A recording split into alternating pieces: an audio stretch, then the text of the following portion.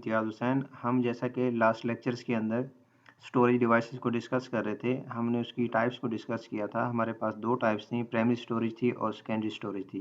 Primary storage के अंदर हमारे पास रैम जो है वो एक टाइप है। आज हम रैम को डिस्कस करेंगे, रैम के आर्किटेक्चर को डिस्कस करेंगे, रैम की कैपेसिटी को डिस्कस करेंगे और रैम की टाइप्स को आज के लेक्चर के अंदर डिस्कस करेंगे। तो सबसे पहले हम ये देखते हैं कि हमारे पास रैम क्या होती है। बेसिकली कंप्यूटर सिस्टम के अंदर, जैसा कि हम प्रीवियस लेक्चर के अंदर डिस्कस कर चुके हैं, हमारे पास रैम टेम्परेरी मेमोरी है कंप्यूटर सिस्टम के अंदर। जब भी आप कोई प्रोसेस स्टार्ट करते हैं कंप्यूटर सिस्टम के अंदर, तो वो सबसे पहले रैम के अंदर आता है। रैम जो है वो एक प्लेस है जहाँ पे ड्यूरिंग एग्जीक्यूशन आपका प्रोसेस, जब भी कोई प्रोसेस ड्यूरिंग एग्जीक्यूशन होता है, चल रहा होता है, कोई प्रोग्राम इन एग्जीक्यूशन होता है, वो हमेशा रैम के अंदर मौजूद होता है और उस वक़्त तक वहाँ पे एक रैम के अंदर मौजूद रहता है, जब तक उसके ऊपर एग्जीक्यूशन होती रहती है। जैसे एग्जीक्यूशन ख़त्म होती है, रैम के अंदर वो प्रोग्राम, वो प्रोसेस जो है वहाँ पे ख़त्म हो जाता है और वो रैम की स्पेस जो है वो किसी दूसरे प्रोसेस को एलोकेट हो जाती है। उसके अलावा रैम जो है वो ऐसी प्लेस है जहाँ पे आपका ऑपरेटिंग सिस्टम है, डिफरेंट एप्लीकेशन प्रोग्राम है और कोई भी डाटा है जो करंटली यूज़ हो रहा होता है, वो रैम के अंदर वहाँ पे मौजूद होता है। तो हम जैसे ही कोई भी प्रोसेस है, फॉर एग्ज़ाम्पल आपके पास आपके कंप्यूटर सिस्टम के अंदर जो हार्ड डिस्क है, वो आपके पास कंप्यूटर सिस्टम के अंदर आपका परमानेंट स्टोरेज मीडिया होता है, जहाँ पे आप अपने डाटा को, इन्फॉर्मेशन को, इंस्ट्रक्शंस को परमानेंटली स्टोर करते हैं। जैसे वहाँ पे आपके पास कोई वीडियो है, ऑडियो है, कोई भी आपके पास वहाँ पे डाटा मौजूद है, किसी फ़ॉर्म के अंदर भी मौजूद है वो आपके पास डाटा, जैसे आप उसको ओपन करते हैं, वो वहाँ से हार्ड ड्राइव से जो है वो रैम के अंदर वहाँ पे जो है वहाँ पे लोड हो जाता होता है। अब यहाँ पे लिखा हुआ है कि रैम जो है आपके पास जितना भी डाटा है वो इंडिविजुअल बाइट्स की फॉर्म के अंदर हार्ड डिस्क के अंदर एक्सेस करती है। ये क्यों इस तरह से होता है? क्योंकि आपको पता है आपके पास हार्ड डिस्क की जो कैपेसिटी है वो बहुत ज़्यादा होती है। जीबी, टीबी के अंदर जो है वो आपके पास हार्ड डिस्क की कैपेसिटी होती है, बहुत ज़्यादा कैपेसिटी होती है। जबकि आपके पास जो रैम की कैपेसिटी होती है वो आपके पास कम होती है। आगे जाके हम कैपेसिटीज़ को डिस्कस करेंगे। तो क्योंकि आपके पास जितने भी कंप्यूटर हैं, सारे के सारे आजकल मल्टी प्रोग्राम्ड हैं, तो आप एक टाइम के अंदर क्योंकि मल्टीपल प्रोसेसेस को रन कर रहे होते हैं, तो रैम के अंदर इतनी कैपेसिटी नहीं होती कि आपके मल्टीपल प्रोसेस को एज़ अ होल वहाँ पे लाया जा सके। तो हमेशा रैम क्या तरीक़ाकार अख्तियार करती होती है कि आपके पास जितना भी प्रोग्राम है, जितने भी प्रोसेसेस हैं, जब आप उसको लोड करते होते हैं, तो वो प्रोग्राम जो है, वहाँ पे in the form of individual bytes जो है वहाँ पे लोड होता है। फॉर एग्ज़ाम्पल अगर आपके पास एक मूवी है, एक सॉन्ग है या आप मल्टीपल प्रोसेस सिस्टम के ऊपर चला रही हैं, तो क्योंकि उनको अगर कलेक्टिवली देखा जाए तो उनका साइज़ बहुत ज़्यादा होता है। लेकिन वो आपकी रैम के अंदर जो है वो एज़ अ होल हम उसको वहाँ पे लोड नहीं कर सकते। तो फिर क्या होता है कि अगर हम एक मूवी का साइज़ देख लें, एक हम सॉन्ग का साइज़ देख लें और उसके अलावा जो आपके पास मल्टीपल प्रोसेसेज़ वहाँ पे मौजूद होते हैं, अगर हम उनके कलेक्टिवली साइज़ को देखें तो वो 3-4 जीबी बन जाता है। लेकिन आपकी रैम का साइज़ जो होता है वो 2 जीबी होता है वहाँ पे। तो हम उसको वहाँ पे कैसे लेके आते होते हैं, वहाँ पे हम उनको इंडिविजुअल बाइट्स की फॉर्म के अंदर लेके आते हैं। मेमोरी यूनिट ऑलरेडी हम प्रीवियस लेक्चर के अंदर पढ़ चुके हैं। तो आपका डाटा वहाँ पे कंटीन्यूअसली आता रहता है in the form of bite until आपका वो प्रोसेस जो है वहाँ पे एंड ना हो जाए। तो हमेशा रैम जब भी किसी डाटा को एक्सेस करती है, वो एज़ अ होल डाटा को एक्सेस नहीं करती, बल्कि इंडिविजुअल बाइट्स की फॉर्म के अंदर वहाँ पे डाटा को एक्सेस करती है। इंडिविजुअल बाइट्स की फॉर्म के अंदर जो है वो आपका डाटा वहाँ पे आता रहता है। तो रैम जो होती है वो आपके पास जो है वो फास्टर मेमोरी है। वहाँ पे डाटा को रीड राइट के जो प्रोसेसेस हैं वो आपके पास वहाँ पे फास्ट हैं एज़ कम्पेयर टू आपके पास जो कंप्यूटर सिस्टम के अंदर अदर स्टोरेज डिवाइसेस जो है वहाँ पे यूज़ होती हैं।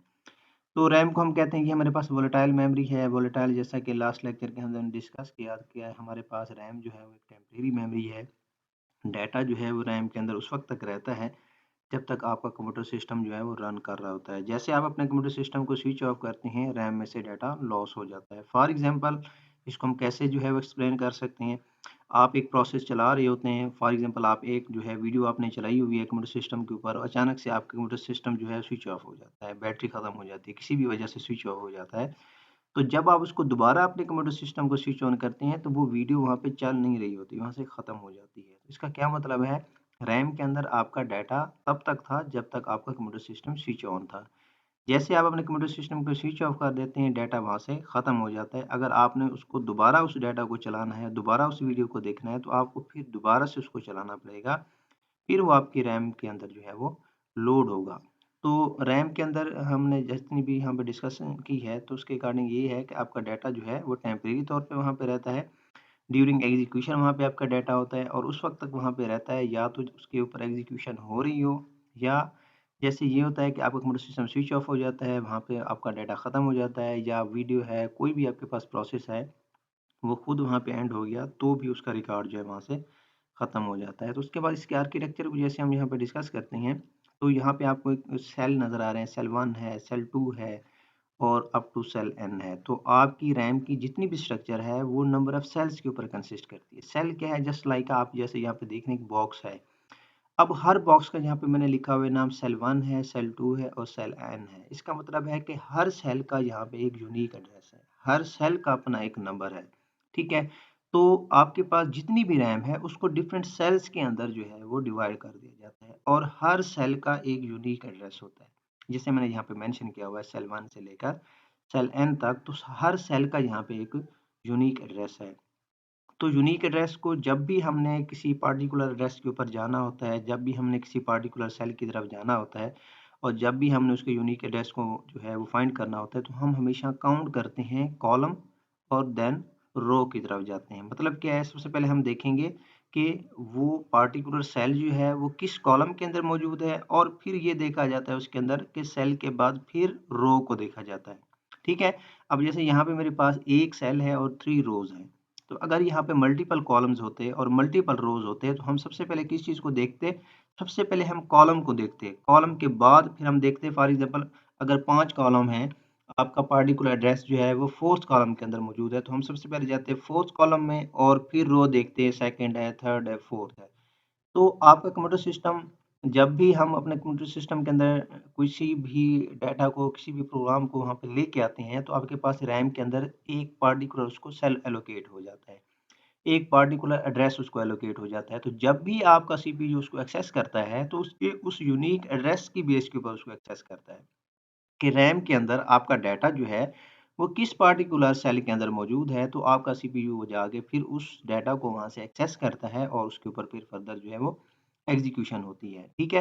तो जितना भी आपके पास कंटेंट है, जितना भी रैम के अंदर कंटेंट लोड किया जाता है, तो हम हमेशा वहाँ से जब भी सीपीयू जो है उसको वहाँ से एक्सेस करता है, तो वो कॉलम और रो के एड्रेस की बेस के ऊपर करता है। तो अगर हम इसके आर्किटेक्चर को डिस्कस करें, तो 8 एमबी जो आपके पास रैम है, डायनामिक रैम है, उसके अंदर 8 मिलियंस जो हैं वो कैपेसिटर्स होते हैं और 8 मिलियन ही जो है उसके अंदर ट्रांजिस्टर होते हैं। एक हम जो हमारे पास रैम है, 8 एमबी के मॉड्यूल की रैम है, उसकी हम कैपेसिटी की बात यहाँ पे कर रहे हैं कि उसके अंदर 8 मिलियन कैपेसिटर्स होते हैं और 8 मिलियन जो हैं उसके अंदर ट्रांजिस्टर्स होते हैं। तो बेसिकली ट्रांजिस्टर क्या होता है? ट्रांजिस्टर एक गेट है, ठीक है? एक गेटवे है, ठीक है? जहाँ पे in determining whether the value in the capacitor can be read और राइट, मतलब एक गेटवे है, एक वे है, एक रास्ता है जहाँ पे आप जो है वैल्यूज़ को रीड करते हैं और वैल्यूज़ को जो है वहाँ पे राइट किया जाता होता है, ठीक है? तो मोस्टली जब हम रैम को डिस्कस करते हैं कि ये कहाँ पे रिसाइड करती है, प्रीवियस लेक्चर के अंदर भी मैं आपको ये चीज़ डिफ़ाइन कर चुका हूँ कि रैम जो है हमेशा मदरबोर्ड के ऊपर जो है वो रिसाइड करती है। इसको वहाँ पे प्लग इन किया जा सकता है और प्लग आउट भी किया जा सकता है। वहाँ पे एक सॉकेट होता है, एक सॉकेट लगा हुआ होता है। मैं इसी लेक्चर के अंदर जो है उसकी आपको एक इमेज भी दिखाऊँगा कि एक सॉकेट होता है मदरबोर्ड के ऊपर, उस सॉकेट के अंदर जो है रैम को प्लग इन किया जा सकता है और प्लग आउट किया जा सकता है। तो नंबर ऑफ सॉकेट्स वहाँ पे मौजूद होते हैं, इसका मतलब है कि नंबर ऑफ आप रैम्स को उसके अंदर जो है वहाँ पे एडजस्ट कर सकते हैं कि आपके पास 1 सॉकेट है, 2 सॉकेट है, तो उसके अंदर जो है आप अपने रैम को उन डिफरेंट सॉकेट्स के अंदर लगा सकते हैं। अगर आप एक सॉकेट के अंदर रैम को लगा देते हैं, दूसरी सॉकेट एम्प्टी रह जाती है, तो भी आपका कंप्यूटर सिस्टम जो है वो रन करता रहता है। लेकिन जैसे आप दूसरी सॉकेट के अंदर रैम को एक और रैम वहाँ पे लगा देते हैं, तो इससे आपके कंप्यूटर सिस्टम की प्रोसेसिंग स्पीड के ऊपर बहुत फ़र्क पड़ जाता है। तो ये था हमारे पास आज का जो है रैम की आर्किटेक्चर। तो उसके बाद हम जो है हम रैम की जो है वो कैपेसिटी को डिस्कस करेंगे। यहाँ पे आर्किटेक्चर के अंदर जैसे आपको दिखाया जा रहा है, जो पहला इमेज है, वहाँ पे आप देखें तो आपको 2 सॉकेट्स नज़र आ रही हैं। 2 सॉकेट्स हैं, नीचे रैम मौजूद है, ठीक है? तो इन 2 सॉकेट्स के अंदर जो है हम एक रैम को लगाते हैं। जैसे यहाँ पे 2 सॉकेट्स हैं, एक रैम वहाँ पे मौजूद है। अगर हम एक रैम को लगा देते हैं, तो भी आपका कंप्यूटर सिस्टम रन करता रहेगा, काम करता रहेगा। लेकिन अगर हम दूसरी भी वहाँ पे एक रैम लगा देते हैं, तो इससे आपके कंप्यूटर सिस्टम की प्रोसेसिंग स्पीड के ऊपर बहुत फ़र्क पड़ेगा। आपकी इस कंप्यूटर सिस्टम की प्रोसेसिंग स्पीड जो है, उसकी कैपेसिटी जो है वो एनहांस हो जाएगी, बढ़ जाएगी, जिसकी वजह से आपके कंप्यूटर सिस्टम की जो परफ़ॉर्मेंस है वो एनहांस हो जाएगी। आप देख रहे हैं वहाँ पे ऊपर वाली जो इमेज है उसके अंदर आपको जो है सॉकेट नज़र आ रही हैं, जो नीचे वाली इमेज है यहाँ पे आप देख सकते हैं कि उन 2 सॉकेट्स में से एक सॉकेट के अंदर रैम को जो है वो लगाया जा रहा है, सॉकेट के अंदर प्लग्ड इन किया जा रहा है। तो ये था हमारे पास आर्किटेक्चर रैम का, कि यहाँ पे 2 सॉकेट्स हैं, जैसा कि हम प्रीवियस स्लाइड्स के अंदर हमने डिस्कस किया। हम रैम को इसके अंदर जो है वो प्लग्ड इन करते हैं। अब जहाँ पे देखें आप प्लग्ड इन किया जा रहा है, तो जिस तरह से आप इसको यहाँ पे प्लग्ड इन कर रहे हैं, वैसे आप इसको वहाँ से प्लग्ड आउट भी कर सकते हैं। अब देखिए यहाँ पे एक रैम को लगाया जा रहा है, दूसरी सॉकेट फ्री है। अब एक रैम की बेस के ऊपर भी चलता रहेगा, ठीक है? तो इस तरह से आप नंबर ऑफ रैम्स जो है वो बढ़ा सकते हैं, जिससे आपकी कंप्यूटर सिस्टम की स्पीड जो है उसमें बहुत ज़्यादा फ़र्क पड़ेगा। तो उसके बाद हमारे पास रैम की कैपेसिटी है। रैम की कैपेसिटी जो है वो यहाँ पे आपको नज़र आ रही है, और फ्रॉम बिगिनिंग जो आपका रैम का साइज़ था वो मल्टीप्लाई 2 जो है वो उसके अंदर इज़ाफ़ा होता गया। जैसे सबसे पहले जो रैम बनाई गई थी उसका साइज़ 256 एमबी था, फिर 512 एमबी आया, फिर 1024 एमबी आया। तो इस तरह अगर आप देखते हैं जैसे 1 है, 2 है, 4 है, 8 जीबी जो है वो रैम है हमारे पास। तो रैम की कैपेसिटी जो है सबसे कम जो है 256 एमबी की है, और सबसे ज़्यादा जो कैपेसिटी है आपके पास रैम की वो आपके पास 8 जीबी की कैपेसिटी वाली जो है वो रैम भी आपके पास मौजूद है।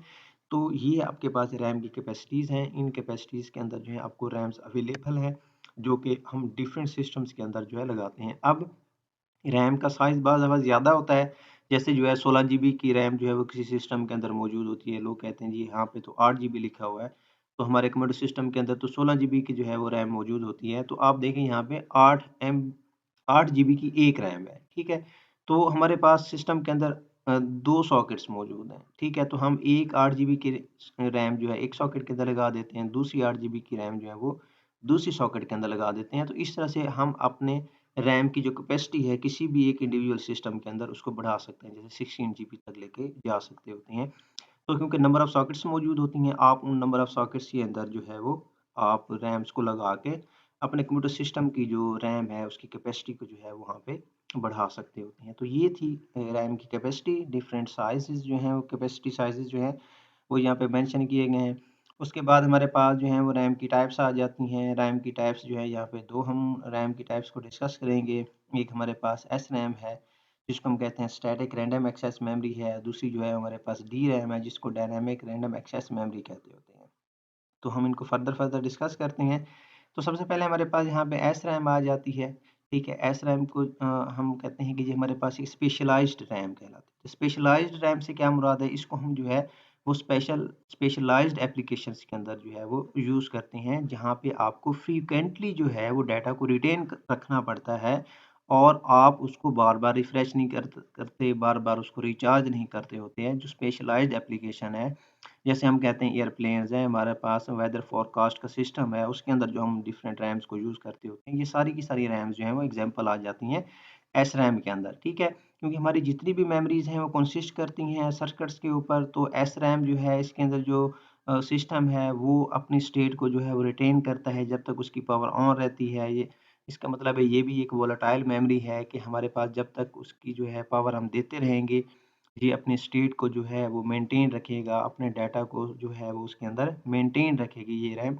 तो क्योंकि ये रैम है, जैसे हम स्विच ऑफ करेंगे रैम को सिस्टम को, तो रैम में से डाटा जो है वो हमेशा वहाँ से चला जाएगा। तो ऐसे रैम को जो है वो कांस्टेंट जो है वो पावर फ्लो की ज़रूरत होती है। अगर आप वहाँ पे कोई फ़ंक्शन परफ़ॉर्म करना चाह रहे हैं, तो आप इसको बार-बार रिफ्रेश करने की ज़रूरत नहीं पड़ती। बार-बार डाटा को रिटेन करने की, बार-बार उसकी एनर्जी को जो है वापस लाने की जो है ज़रूरत नहीं पड़ती। तो जब तक आप उसको कंटीन्यूअसली जो है वो फ्लो देते रहेंगे, कंटीन्यूअसली जो है एनर्जी उसको देते रहेंगे, आपका सिस्टम जो है उसके अंदर थ्रू एसएम जो है वो स्मूथली रन करता रहेगा। तो इसकी कैपेसिटीज़ कम होती हैं, और ये हाई मैन्युफैक्चरिंग कॉस्ट है, ये बहुत कॉस्टली रैम होती है, क्योंकि इसको डिज़ाइन किया गया है स्पेशलाइज़्ड एप्लीकेशंस के लिए। स्पेशलाइज़्ड एप्लीकेशन के अंदर इसका मोस्टली ज़्यादा यूज़ होता है, और इसकी पावर कंज़म्पशन कम है, और इसका जो एक्सेस टाइम है एज़ कम्पेयर टू हमारे पास डीरैम जो है ये बहुत फ़ास्ट मेमोरीज़ कहलाती होती हैं। इसका एक्सेस टाइम जो होता है वो बहुत ज़्यादा होता है। अगर हम सिस्टम के अंदर इंटरनली सिस्टम की बात करें तो हम कैशी के अंदर जो है वो एस रैम को यूज़ करते हैं, या हार्ड ड्राइव जो है बफर कैशी मेमोरी क्या होती है फिर कंप्यूटर सिस्टम के अंदर जो है ये मेमोरी है, जहाँ पे आप अपने डाटा को जो मोस्ट रिसेंटली आपने यूज़ किया होता है उसके जो है वो लिंक्स यहाँ पे स्टोर होते हैं, उसका स्टेटस जो है वो कैशी मेमोरीज के अंदर स्टोर होता है, और ये बहुत फास्ट मेमोरी होती है। क्योंकि कैशे मेमोरी बहुत फ़ास्ट है, तो एसरैम जो है वो इसके जो है उसकी एग्ज़ाम्पल है। तो कैशे मेमोरी में से क्योंकि हम फ्रीक्वेंटली डाटा को वहाँ पे जो रिसेंटली हमने यूज़ किया होता है, वो वहाँ पे स्टोर करते हैं, तो उसका एक्सेस जो होता है, तो जब भी हमें दूसरी दफ़ा उस डाटा की ज़रूरत होती है, तो इसका एक्सेस जो होता है, वो बहुत ज़्यादा फ़ास्ट होता है। तो एसरैम जो है, जो कैशे मेमोरी के अंदर जो है वो यूज़ होती हैं, और बहुत कॉस्टली मेमोरीज़ हैं, इनका एक्सेस टाइम बहुत ज़्यादा है, पावर कंज़म्पशन कम है, और हम इनको स्पेशलाइज़्ड एप्लीकेशन के अंदर जो है इसको यूज़ करते होते हैं। तो ये हमारे पास जो है एसरैम थी। उसके बाद हमारे पास जो है वो डीरैम आ जाती है, जिसको डायनामिक रैंडम एक्सेस मेमोरी कहते होते हैं। डीरैम जो है मोस्टली हम कहते हैं जो आम हम जनरल सिस्टम्स के अंदर, पीसीज़ के अंदर यूज़ करते हैं। जनरली जो हम यूज़ करते होते हैं वो हमारे पास डीरैम होती है। सारी सारी इन्फॉर्मेशन जो है वो बाइनरी इन्फॉर्मेशन होती है, in the form of electrical charges जो है वो आपके सिस्टम के अंदर जो है ये स्टोर करती है। तो ये भी हमारे पास जो है वोलेटाइल मेमोरी है, जब तक हम इसको वोल्टेज देते रहते हैं, जब तक इलेक्ट्रिसिटी दी जाती है, तो ये हमारे पास डाटा को इन्फॉर्मेशन को स्टोर करती है। जैसे सिस्टम स्विच ऑफ हो जाता है, तो डाटा यहाँ से भी जो है वो लॉस हो जाता है। तो dynamic random access memory data store करती है कैपेसिटर्स के ऊपर, तो with the passage of time जो है कैपेसिटर जो है वो एनर्जी लॉस करते हैं विद ओवर टाइम, जो है जैसे-जैसे ये वर्क करते जाते हैं, बाद दफ़ा जो कैपेसिटर्स की जो एनर्जी है वो लॉस होती जाती है। तो फिर इनको क्या करना होता है, with the passage of time periodically जो है आपको इसको रिचार्ज करना होता है, ताकि इसका जो यूसेज है वो रिटेन रहे। क्योंकि कैपेसिटर जो है उनका वर्कलोड इतना बहुत ज़्यादा ज़्यादा हो जाता है, आपका सिस्टम जो है वो अपनी कैपेसिटर जो है वो अपनी पावर जो है एनर्जी जो है वो लॉस कर जाते हैं। तो उनको एनर्जी दोबारा गेन करने के लिए उनको फ्रीक्वेंटली जो है आपको रिचार्ज करना पड़ता है, रिफ्रेश करना पड़ता है, ताकि उसकी यूसेज जो है वो रिटेन रहे, ठीक है? तो मोस्टली जैसे आप हैबिचुअल लोग हैं, जब भी सिस्टम को यूज़ कर रहे होते हैं, तो सिस्टम को बार-बार रिफ्रेश कर रहे होते हैं। तो बेसिकली लोग समझते हैं कि इससे सिस्टम की जो स्पीड है वो बढ़ जाती है, हालाँकि ऐसा नहीं होता, सिस्टम की स्पीड नहीं बढ़ती। आप जैसे मोस्टली जो यूज़र हैं, वो जब भी सिस्टम को यूज़ करते हैं, साथ-साथ सिस्टम को रिफ्रेश कर रहे होते हैं। तो वो लोगों की ये परसेप्शन है, तो इससे स्पीड जो है वो बढ़ जाती है। बेसिकली स्पीड बढ़ती नहीं है, स्पीड रिटेन होती है। जो ओरिजिनल आपके पास एनर्जी थी सिस्टम के अंदर, कैपेसिटर्स के अंदर, वो रिटेन हो जाती है, बढ़ती नहीं है इससे, ठीक है?